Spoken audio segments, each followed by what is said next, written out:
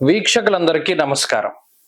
మే నెల 15వ తారీఖున దేవగురువైనటువంటి బృహస్పతి ప్రస్తుత వృషభ రాశి సంచారాన్ని వదిలిపెట్టి మృగశిర నక్షత్రం 3వ పాదం మిథున రాశిలోకి అనగా మిథున సంక్రమణం ఆయన చేయబోతూ ఉన్నారు. ఈ సంక్రమణంలో భాగంగా ద్వాదశ రాశుల వారికి ఏ విధమైనటువంటి శుభాశుభ ఫలితాలు కలగబోతూ ఉన్నాయి, అలాగే ప్రత్యేకించి ఈ గురుని యొక్క సంచారానికి సంబంధించినటువంటి సందేహాలు కొన్ని ఉంటాయి. ఉదాహరణకి మిథున రాశిలో గురుని యొక్క సంచారం ప్రారంభమైనప్పుడు సరస్వతీ నదీ పుష్కరాలు అనేటువంటివి వస్తాయి. అలాగే ఈ గురుడు ప్రత్యేకించి ప్రతి సంవత్సరం గురుర్ద్వాదశ మాసాన్ని త్రింసన్మాసం శనేశ్చరః, గురువు 12 నెలల పాటు ఒక రాశి యందు సంచారం చేస్తారు జనరల్ గా అయితే సంవత్సరంలో ఏమవుతుంది, కొన్ని సందర్భాల్లో అతిచార గతే జీవౌ, గురునకు అతిచారము అనేటువంటి ఒక అవస్థ ఉంటుంది. అలాగే వక్రత్వము అనేటువంటి మరొక అవస్థ కూడా ఉంటుంది. అంటే సాధారణంగా గురుడు ప్రతి సంవత్సరంలోనూ కూడా 2 రాశుల్లో సంచారాన్ని చేస్తారు. ఇదే గురువు ఒక సంవత్సర కాలంలో 3 రాశుల్లోకి ప్రవేశం చేస్తే అది అరిష్ట యోగంగా చెప్పబడింది జ్యోతిష్ శాస్త్ర రీత్యా. సాధారణంగా ఏమవుతుంది అంటే ఒక 9 నెలల పాటు రాశిలో ఉండి ముందు రాశిలోకి వెళ్ళి వక్రించి మళ్ళా వెనక్కి వస్తూ ఉంటారు. కానీ ఇక్కడ గురుని యొక్క ఫలితాలు చెప్పేటప్పుడు ఏం చెప్తాము, సంవత్సర కాలం పాటు ఈ ఫలితమే ఉంటుంది అని చెప్తాం. శ్రోతలు ఏం చేయాలి అంటే ఇప్పుడు మిథున రాశిలో గురుని యొక్క సంచారం వల్ల ద్వాదశ రాశులకి ఫలితాలు మనం చెప్తూ ఉన్నాం. మధ్యలో అక్టోబర్ నెలలో గురుడు పునర్వసు 4వ పాదంలోకి వెళతారంటే కర్కాటక రాశిలోకి వెళ్ళి మళ్ళా డిసెంబర్ నెలలో మిథున రాశిలోకి వస్తారంటే మరలా బ్యాక్ వస్తారు. ఆ 2 నెలలు మినహాయించి మిగతా 10 నెలలకి ఈ ఫలితం అనేటువంటిది అన్వయం అవుతుంది. కాబట్టి ఆల్మోస్ట్ సంవత్సరం పాటు కూడా గురుడిచ్చేటువంటి ఫలితాలు ఏ విధంగా ఉన్నాయనేటువంటి విషయాన్ని మనం చాలా క్లుప్తంగా ఈ వీడియో ద్వారా తెలుసుకొనవచ్చును. అలాగే గురుని యొక్క కారకత్వాలు కొన్ని ఉంటాయి. యజన కీర్తి గృహ కాంచన పుత్ర వస్త్ర అశ్వాది కారకో గురు, దేవగురువైన బృహస్పతి సంతానానికి కారకుడు, వాహనానికి కారకులు ఆయన. అలాగే గృహానికి భూమికి సంబంధించినటువంటి కట్టుబడులకి వాటికి కూడా కారకులు, యజ్ఞయాగాది క్రతువులకి కారకులు, తీర్థయాత్రలకి దైవ దర్శనాలకి వీటికి కారకులు. ఒక్క గురుడు జాతకంలో గోచార రీత్యా బలంగా ఉంటే, జాతకంలో బలం తక్కువగా ఉన్నా కూడా కొన్ని సందర్భాల్లో గోచార గురుడు చాలా వరకు కాపాడతారు. కాబట్టి ఈ విషయాన్ని మనం దృష్టిలో పెట్టుకోవాలి. గురుబలం లేదు గోచారంలో అంటే ఆ సంవత్సరం అంతా అదృష్టం ఉండదు, దైవ బలం ఉండదు, ఏ పని చేసినా కలిసి రాదు అనేటువంటి విషయాలు ఉంటాయి. కాబట్టి ప్రతి రాశికి ఈ ఫలితాన్ని మనం అన్వయం చేసుకుంటూ వెళదాం. ఈ గురుని యొక్క మార్పు సింహరాశి వారికి మే 15వ తారీఖున మారేటువంటి గురువు అత్యంత యోగదాయకమైనటువంటి ఫలితాన్ని ఇవ్వబోతూ ఉన్నారు. ఎందుకంటే ఇప్పటి వరకు సింహరాశి వారికి అష్టమ రాహు యొక్క స్థితి, అష్టమ శనేశ్వరుని యొక్క స్థితి, వీటి ద్వారా గురుబలం లేకపోవడం ద్వారా గత సంవత్సర కాలంగా చాలా రకాలైనటువంటి ఇబ్బందుల్ని వారు అనుభవిస్తున్నారు. సరైన ఎదుగుదల లేదు, ఏకాగ్రత లేదు. ఏదైనా కొత్త విషయం నేర్చుకోవాలి అన్నా, ఉద్యోగంలో ఎదగాలి అన్నా, లేదా ఏదైనా కొనాలి కొత్త వస్తువులన్నా, ఇలా ఏది చేద్దామన్నా సరే వారి మీద ఒక రకమైనటువంటి ఇంపాక్ట్, అనేక రకాలైనటువంటి సమస్యల తాలూకు ఇది పడి ఆ పరిస్థితులన్నీ కూడా వెనక్కి వెళ్ళిపోతూ ఉండేటువంటిది. అంటే ఏ పని ముందుకు సాగక అనుకున్న పనులన్నీ వాయిదా పడిపోయి కొంత ఇబ్బందికరమైనటువంటి పరిస్థితులు ఉన్నాయి. అందులోనూ దశమ కేంద్రంలో ఎప్పుడైతే గురుని యొక్క సంచారం జరిగిందో ధాన్యనాశో ధనచ్ఛేద అన్నారు.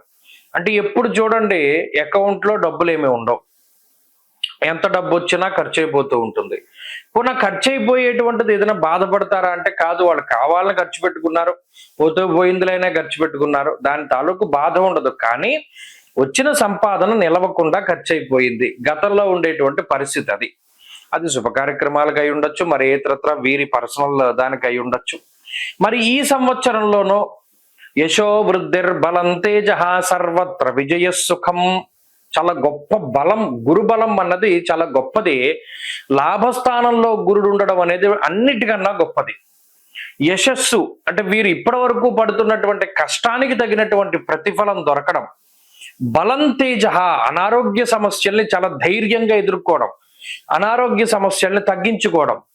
అలాగే ఉద్యోగపరమైనటువంటి పరిస్థితులు ఇబ్బందికరంగా ఉంటే వాటిని దాటగలగడం.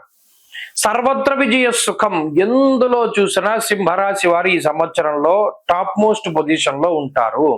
ఈ గురు బలం వారిని ప్రతి దాంట్లోనూ విజేతలుగా నిలబెడుతుంది.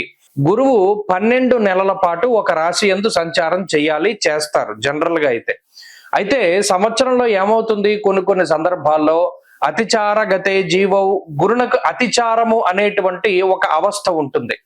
అలాగే వక్రత్వము అనేటువంటి మరొక అవస్థ కూడా ఉంటుంది. అంటే సాధారణంగా గురుడు ప్రతి సంవత్సరంలోనూ కూడా 2 రాశుల్లో సంచారాన్ని చేస్తారు.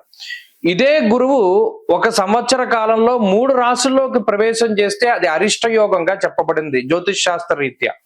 సాధారణంగా ఏమవుతుంది అంటే ఒక 9 నెలల పాటు రాశిలో ఉండి ముందు రాశిలోకి వెళ్ళి వక్రించి మళ్ళా వెనక్కి వస్తూ ఉంటారు. కానీ ఇక్కడ గురుని యొక్క ఫలితాలు చెప్పేటప్పుడు ఏం చెప్తాము, సంవత్సర కాలం పాటు ఈ ఫలితమే ఉంటుంది అని చెప్తాం. శ్రోతలు ఏం చేయాలి అంటే, ఇప్పుడు మిథున రాశిలో గురుని యొక్క సంచారం వల్ల 12 రాశులకి ఫలితాలు మనం చెప్తూ ఉన్నాం. మధ్యలో అక్టోబర్ నెలలో గురుడు పునర్వసు 4వ పాదంలోకి వెళతారంటే కర్కాటక రాశిలోకి వెళ్ళి మళ్ళా డిసెంబర్ నెలలో మిథున రాశిలోకి వస్తారంటే మరలా బ్యాక్ వస్తారు. ఇది వారి ఇండివిజువల్ జాతకం మీద కూడా మనం ఆధారపడి ఉంటుంది. అయితే గోచారంలో గురుడు 100% దానికి కృషి చేస్తారు. ప్రతి చిన్న దాంట్లో ఆఖరికి క్యారమ్స్ బోర్డు ఆడుతూ ఉన్నా సరే అందులో నెగ్గడానికి గురుడు మీకు ఎక్కువ ఉపకరిస్తారు. అంటే బుర్రలో పాదరసం పోసినట్టు పరిగెడుతుంది ఆలోచనలో. ఎంత గొప్ప ఆలోచనలు వస్తాయంటే, అరే మనం ఇంతకాలం ఇక ఆలోచన రాలేదేంటి, ఇప్పటి వరకు మనం ఈ సమస్యతో బాధపడుతున్నాం, ఏదో అప్పుడే తెలుసుంటే బాడీకి బయటపడిపోతుంది కదా అనేటువంటి ధోరణిలో ముందుకు సాగుతుంది. ప్రత్యేకించి ఎదురుదాడి చేయడానికి, అంటే ఎవరైతే మిమ్మల్ని ఇబ్బంది పెడుతూ ఉన్నటువంటి శత్రువులు ఉన్నారో వారి మీద ఎదురుదాడి చేయడానికి గురుడు ఎక్కువగా ఉపకరిస్తారు. అలాగే శత్రునాశ మంత్రసిద్ధి అన్నారు. ఇప్పటి వరకు చేస్తున్నటువంటి మంత్రోపాసన అంతా కూడా చక్కటి ఒక కొలిక్కి వచ్చి అది మీకు అనుకూలించడం, లేదా మీరు ఏదైతే ఒక దీక్ష తీసుకుని ముందుకు వెళ్ళారో ఆ దీక్ష మీ సంకల్పం ఏదైతే ఉన్నదో ఆ సంకల్ప సిద్ధిని కలగజేయడం, ఇలా దైవం అనుకూలించేటువంటి పరిస్థితి, అదృష్టం వరించేటువంటి పరిస్థితి, వీటన్నిటికీ కూడా గురుడే కారణమవుతున్నారు సింహరాశి వారికి. కాబట్టి ఇది చాలా గొప్ప స్థితి.